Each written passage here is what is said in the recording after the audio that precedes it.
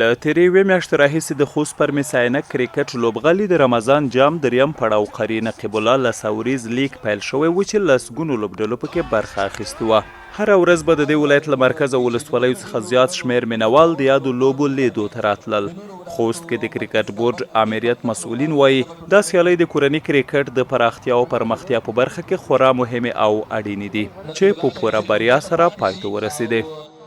د دا ډول سیالیو ترسره کېدل واقعا د کرکټ په پرمختیا او پراختیا کې مهم رول ادا کوي. دا د لوبغاړو سره د مصروف ساتلو، راتلونکو سیالیو ته د آماده کولو، همداشانته د میچورټي په برخه کې همدا چې د دوی اقتصادي وضعیت ورسره ښه کېږي، په دې برخو کې ډېره همکاري کوي.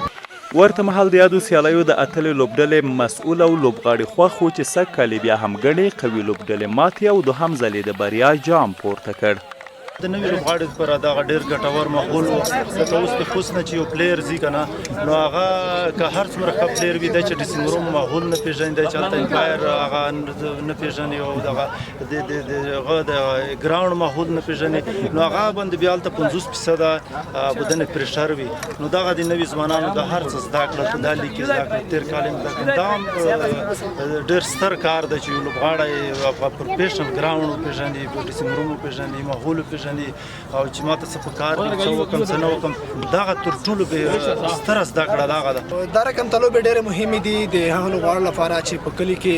کرکټ کوي، اقتصادي لحاظه نشي کولی چې اکاډمۍ ته راشي، نو دی دا لپاره یو ښه فرصت دی چې دی راشي دلته میچونه وکړي، زون شو کړي، مخکې